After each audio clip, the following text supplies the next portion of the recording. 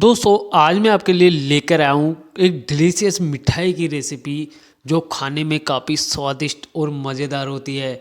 आप इसे स्टोर भी कर सकते हैं और ये मिठाई के मुकाबले काफ़ी शानदार होती है। एक तो घर पर बनती है और दूसरा इसका टेस्ट भी काफ़ी लाजवाब होता है। तो देर किस बात की, चलिए बनाते हैं। तो इस मिठाई को बनाने के लिए सबसे पहले आपको एक कटोरी भरकर मोटी वाली सूजी लेना है। सूजी मोटी वाली यूज करना, बारीक वाली यूज मत करना।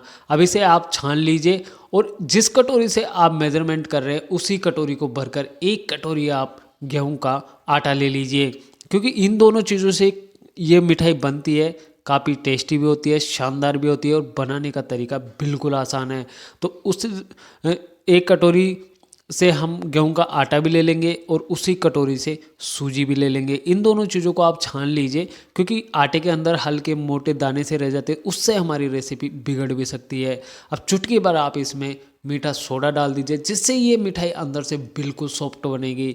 तो इन सब चीज़ों को डालने के बाद में आप इसे अच्छे से मिक्स कर लेना, क्योंकि इन दोनों चीज़ों से काफ़ी मिठाइयाँ भी बनती है और इन दोनों का जो कॉम्बिनेशन होता है उससे मिठाई का जो टेस्ट होता है वो भी काफ़ी लाजवाब होता है। इस वजह से मैं इन दोनों चीज़ों को कॉम्बिनेशन से ये मिठाई बना रहा हूँ। अब जैसे हमारा मिश्रण मिक्स हो जाता है उसके बाद में आप मोइन के लिए एक चम्मच भरकर देसी घी का इस्तेमाल करना। ध्यान रखना, मैंने एक ही चम्मच इसमें देसी घी डाला है, क्योंकि घी जमा हुआ था। अगर ये घी मेल्ट होता तो फिर आपको 2 चम्मच डालने की इसमें आवश्यकता पड़ेगी। तो देख लेना, आपके पास अगर जमा हुआ है तो 1 चम्मच डालना और मेल्ट हुआ घी है तो फिर आप 2 चम्मच का इस्तेमाल करना।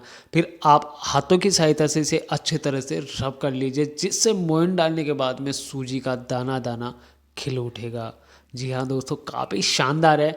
और बेसिक से जानकारी आपको दे देता हूँ कि जब ये मिठाई बनाते हैं तो इसमें आपको समय बहुत ज़्यादा लगने वाला है। तो आप जब भी आपके पास समय हो तभी आप इस मिठाई को बनाइए, जल्दबाजी में बिल्कुल ना बनाना, क्योंकि जल्दबाजी में अगर आप बनाएंगे तो आपकी रेसिपी ख़राब हो सकती है। तो आप जैसे ये मिक्स हो जाता है उसके बाद में आप इसमें थोड़ा थोड़ा करके पानी डालते जाइए और इसका एक टाइट सा डो बनाकर आपको तैयार करना है। ढीला डो बिल्कुल भी मत बनाना, क्योंकि ढीला डो अगर हम बनाएंगे तो ये चाशनी में बिखर जाएगा। तो थोड़ा टाइट रहेगा डो, तो उससे ये मिठाई काफ़ी शानदार बनेगी। और टाइट जब डो बनाते हैं ना तो मिठाई के अंदर आसानी से चाशनी चली जाएगी और ये बिल्कुल जूसी बनकर तैयार होगी। आपको स्टेप बाय स्टेप हर तरीका मैं आसान तरीके से समझाऊंगा, धीरे धीरे हर स्टेप बताऊंगा, जिससे आपकी मिठाई ख़राब नहीं हो। अब चाशनी बनाने के लिए उसी कटोरी से 1.5 कटोरी भरकर हम यहाँ पर चीनी का इस्तेमाल करेंगे। तो मैंने 1.5 कटोरी कढ़ाई में डाल दिया। इसके बाद में आप एक कटोरी में थोड़ा सा पानी लेना, मतलब पूरी कटोरी भरकर आप मत लीजिएगा, थोड़ा सा लेना। फिर इसके बाद में पानी और डलेगा, तो मैं आपको आगे बता दूंगा कि आपको कब इसमें पानी डालना है। और इस चाशनी को बनने के लिए गैस पर रख दीजिए। अब इसके बाद में देखिए, आपको मैं डो दिखा देता हूँ कि इसका कितना टाइट डो बनकर तैयार हुआ है। अब आती है इसे शेप देने की बारी। तो आप इसे कोई सी भी शेप दे सकते हो, गोल शेप में भी आप इसे काट सकते हो, ट्रायंगल शेप में भी काट सकते हो, चौकोर शेप में भी काट सकते हो, जैसी आपकी इच्छा हो उस शेप में आप इसका छोटे छोटे पीसेज में आप इसे काट लीजिए। फिर उसके बाद में हम आगे का प्रोसेस कंप्लीट करेंगे। तो ये देखिए, इसके अंदर जो जाली सी दिखाई दे रही है ना, ये जाली सबसे शानदार लगती है मुझे, और ये खाने में भी काफ़ी शानदार लगती है, बच्चों को काफ़ी अट्रैक्ट करती है। तो इस तरीके से आप ये मिठाई घर पर बना सकते हैं। अब देखो, चाहो तो आप इसे फ्राई करके भी बना सकते हो, लेकिन मैं फ्राई करके बिल्कुल नहीं बनाऊंगा, क्योंकि मैं तेल का इस्तेमाल बिल्कुल नहीं कर रहा हूँ इस मिठाई के अंदर। तो हमारी चाशनी में एक उबाल आ चुका है। जैसे ही आपकी चाशनी में एक उबाल आए तो सारी जो हमने मिठाई बनाकर तैयार की थी वो सारी इसमें डाल देना। ध्यान रखना दोस्तों, गैस की फ्लेम शुरुआत में आप हाई रखिए, फिर उसके बाद में आप लो कर दीजिए, और सारी मिठाई डालने के बाद में आप गैस की फ्लेम हाई कर दीजिए। फिर हाई फ्लेम पर ही सारा प्रोसेस कंप्लीट होगा, सारी मिठाई बनकर तैयार होगी, जिससे आपका समय भी कम ज़्यादा बच जाएगा और हमारी जो मिठाई है वो भी काफ़ी टेस्टी बनकर तैयार होगी। तो हमने लगभग यहाँ पर सारी मिठाई डाल दी है। अब गैस की फ्लेम हम हाई कर देंगे।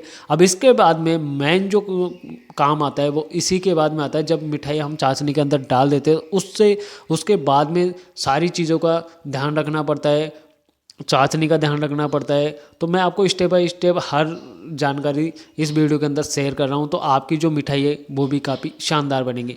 अब देखिए, धीरे धीरे चाशनी में उबाल आना स्टार्ट हो चुका है। तो ध्यान रखना कि जैसे चाशनी के अंदर मोटे बबल से दिखाई दे, चाशनी आपको लगे कि गाढ़ी हो चुकी है, तो इसके बाद में आप जैसे हाथों की सहायता से कुछ इस प्रकार से पानी लेना और इसके चारों तरफ इस प्रकार से छिड़क देना।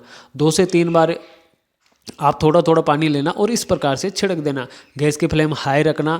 फिर देखना 5 से 6 मिनट के बाद में जो हमने मिठाई डाली है उसका कलर धीरे धीरे चेंज होना स्टार्ट हो जाएगा। जब गोल्डन ब्राउन कलर आ जाए तभी आपको इसे बाहर निकालना है, तब तक आप इस मिठाई को चाशनी के अंदर ही पकने देना है। काफ़ी शानदार है, टेस्टी बनकर तैयार होती है। आप जो मार्केट से मिठाइयाँ लाकर खाते हैं घर पे, उससे तो काफ़ी ज़बरदस्त बनती है। तो इस तरीके से आप स्टेप बाय स्टेप हर तरीका फॉलो करते जाइए, आपकी मिठाई भी काफ़ी शानदार बनेगी। जब जब चाशनी गाढ़ी होती दिखे तो उसमें इस प्रकार से आप पानी डालते जाइएगा। कुल मिलाकर आपको कम से कम 25 मिनट तक चाशनी में इस मिठाई को पकाना है, तभी जाकर आपके जो मिठाई का टेस्ट होगा काफ़ी लाजवाब आएगा। और जो चाशनी गाढ़ी होती जाती है उसके अंदर हम अगर थोड़ा थोड़ा करके पानी डालते जाएंगे तो हमारी जो मिठाई है वो भी कलर भी शानदार आएगा, और जो मिठाई होगी वो अंदर तक चाशनी चली जाएगी, जिसके बाद में आप इसे खाकर देखना कितनी शानदार मिठाई बनकर तैयार होती है। तो लगभग अब मुझे 15 मिनट हो गए इसे पकाते, तो इसका कलर भी हल्का हल्का चेंज होना स्टार्ट हो चुका है। पहले ये बिल्कुल सफ़ेद कलर में थी, अब जाकर थोड़ा हल्का ब्राउन सा कलर इस पर चढ़ने लगा है। तो चाशनी जब भी गाढ़ी होती है तब इसके अंदर आप थोड़ा थोड़ा करके पानी डालते जाइएगा। एक साथ पानी आपको बिल्कुल भी नहीं डालना है, हल्का हल्का पानी डालते जाइए और गैस की फ्लेम हाई रखें और इस मिठाई को पकाते जाइए। थोड़ा इसी वजह से मैं शुरुआत में बोल रहा था कि आपको समय ज़रूर लगेगा, लेकिन जो टेस्ट देखने को मिलेगा वो आपको लाजवाब देखने को मिलेगा। तो थोड़ा थोड़ा करके मैं पानी डालता जा रहा हूँ, और जैसे चाशनी गाढ़ी होती है ना तो बस तुरंत से आप पानी डाल दीजिए और गैस की फ्लेम आप हाई रखिए। हाई फ्लेम पर ही आप इसे से फ्राई करते जाइए, काफ़ी शानदार रहेगा।